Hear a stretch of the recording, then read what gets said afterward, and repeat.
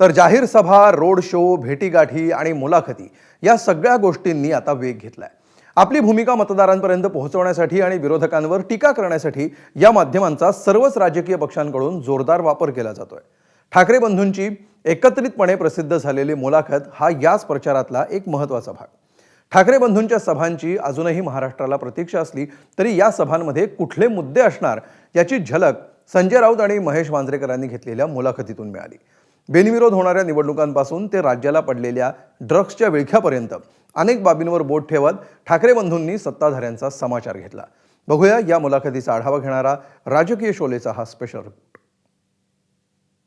काय आहे तो अधिकार, त्या वोटिंग पॅड जे आहे ना त्याच्यावरती एक अधिकार आहे नोटांचा, पण त्या नोटांमुळे झालेला प्रॉब्लेम आहे हा। या बिनविरोधमध्ये आमच्या दोघांचा एक सुद्धा नाही, राष्ट्रवादी पवार साहेबांचा एक सुद्धा नाही, अपक्ष एक सुद्धा नाही आला। त्याने महाराष्ट्राचं डेथ वॉरंट काढलेलं नाही बघा, ही सगळी लोक फिल्मी लोक आहेत। दिवस संध्याकाळी रात्री सिनेमा बघायचे, घर परिवाराबरोबर फाफडा जिलेबी खायची, मित्रांबरोबर गप्पा मारायच्या ना मुंबईकरांशी काय लेनदेन आहे।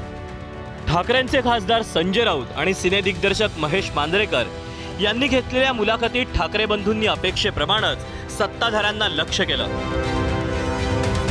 राज्यात चर्चेत असणारा बिनविरोध उमेदवार निवडीचा मुद्दा ठाकरे बंधूंनी जेनझीच्या सांतावाशी जोडण्याचा प्रयत्न केला। वोटिंग पॅड जे आहे ना त्याच्यावरती एक अधिकार आहे नोटांचा, पण त्या नोटांमुळे झालेला प्रॉब्लेम आहे हा।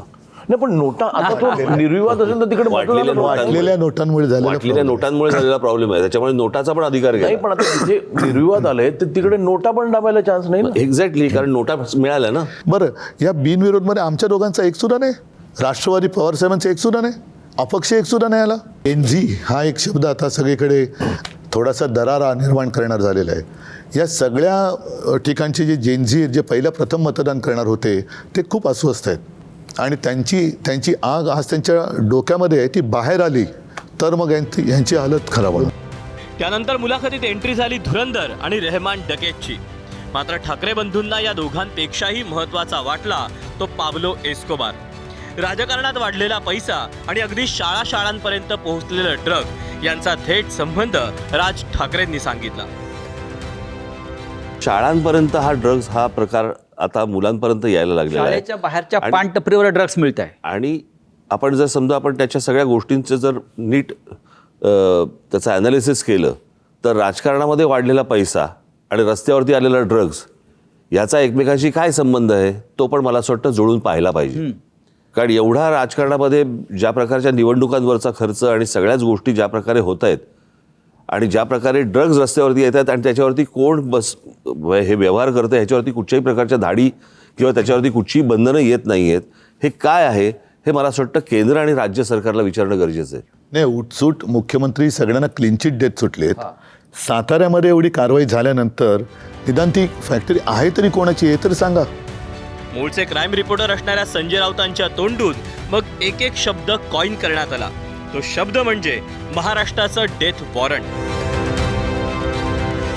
यावर राज ठाकरेंनी फडणवीसांसह मुंबई बाहेरच्या नेत्यांच्या मर्यादा दाखवून देण्याचा प्रयत्न केला।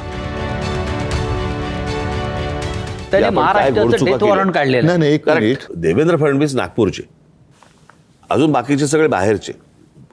मी एकदा ना एकच गोष्ट म्हणून सांगतो, मी एकदा स्वित्झर्लंडला गेलो होतो आणि स्वित्झर्लंडला गेल्यावरती मी तो देश पाहत होतो आणि तो देश सगळे काय गाड्या फिरत आहेत, सगळ्यांकडे उत्तम नोकऱ्या आहेत, सगळे सुंदर रस्ते आहेत, उत्तम निसर्ग आहे, सगळं व्यवस्थित छान। तो सगळा देश पाहताना मला पहिला मनात प्रश्न आला, इथला विरोधी पक्ष काय करतो? म्हणजे निवडणुकीच्या तोंडावरती काय सांगतो तो की मी तुम्हाला हे देईन, मी तुम्हाला ते देईन, मी तुम्हाला त्या कल्पनेच्या बाहेर होतो मी, बरोबर आहे। मुंबईमध्ये मुंबईकरांना काय पाहिजे हे मला असं वाटतं मुंबईत तुम्हाला तिथे जन्माला आल्याशिवाय कळणार नाही। बाहेर येऊन ज्यावेळेला तुम्ही ती एखादी गोष्ट बघता, शहर बघता किंवा एखादा देश बघता ना, तुम्हाला समजणारच नाही तिथले प्रश्न काय ते।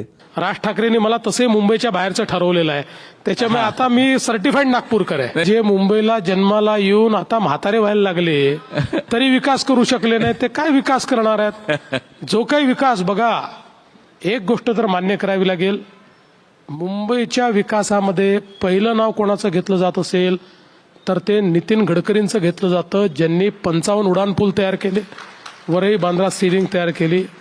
आणि त्यानंतर मुंबईचा 360 डिग्री विकास हा मोदीजींच्या नेतृत्वाखाली मी आणि एकनाथ शिंदेंनी केला. ठाकरे बंधूंनी मुंबई बाहेरच्या नेत्यांचा मुद्दा उपस्थित केल्यानंतर त्यांना उत्तर देण्यासाठी पुढे आले भाजपचे मुंबई नेते आणि मंत्री आशिष शेलार. शेलारांनी राज ठाकरेंना अमित ठाकरेंच्या पराभवाची आठवण करून दिलीच, शिवाय ठाकरे बंधूंच्या लाईफस्टाईलवरूनही टोले लगावले. तुमच्या लोकांना घरी बसवलं त्याचं काय? आता बोललं तर राग येईल.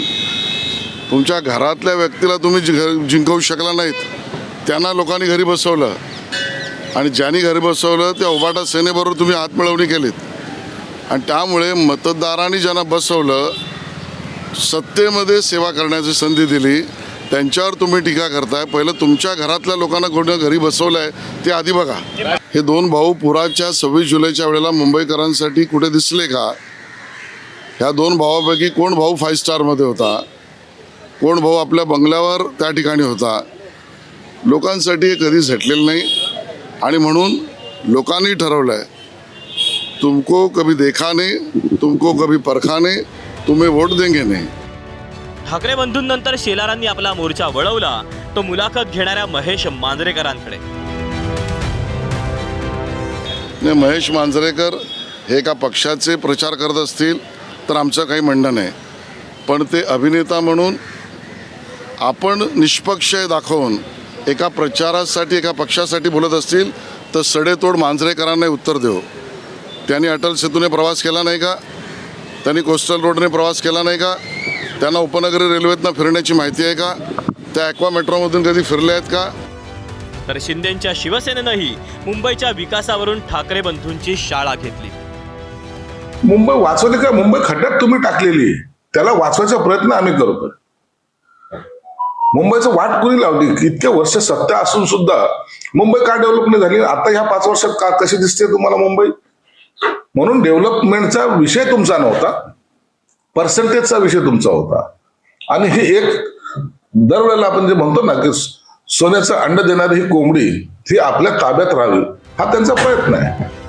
मुंबईत ठाकरे बंधू एकत्र आल्यानंतर साहजिकपणे ठाकरे ब्रँडची चर्चा सुरू झाली. मात्र या ब्रँडची शक्य तितकी खिल्ली उडवण्याचा प्रयत्न महायुतीकडून केला जातोय. या महाराष्ट्रामध्ये एकच ब्रँड होता, हिंदू हृदय सम्राट शिवसेना प्रमुख बाळासाहेब ठाकरे. आता याच्यानंतर महाराष्ट्रामध्ये कोणी ब्रँड नाही.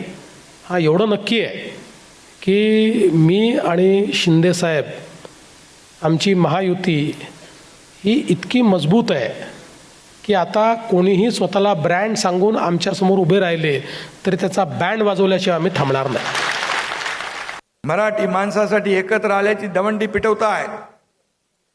मग 20 वर्षापूर्वी तुम्ही कुणासाठी वेगळे झाले होतात, कशासाठी वेगळे झाला होतात ते पण एकदा सांगून टाका. त्यामध्ये तुमचा स्वार्थ होता, अहंकार होता. आणि आता जनतेने बँड वाजवल्यावर ब्रँडची आठवण आली. तर ठाकरे ब्रँडचा विषय चर्चेत ठेवण्याची एकही संधी ठाकरेंच्या शिवसेनेकडून सोडली जात नाहीये.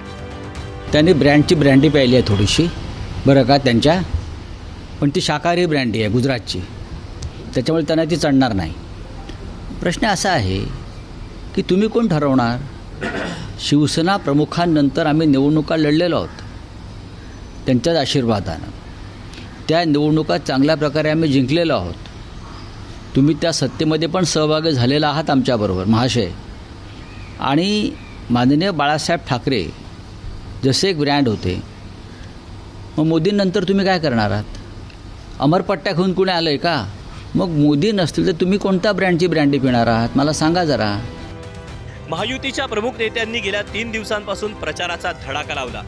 ठाकरे बंधू मात्र अजूनही शाखा भेटीत व्यस्त आहेत.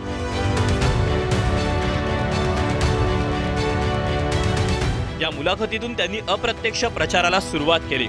मात्र ठाकरे बंधूंच्या प्रत्यक्ष जाहीर सभांनंतर राजकीय हवा बदलणार का याचीच आता उत्सुकता आहे. ब्युरो रिपोर्ट, एबीपी माझा.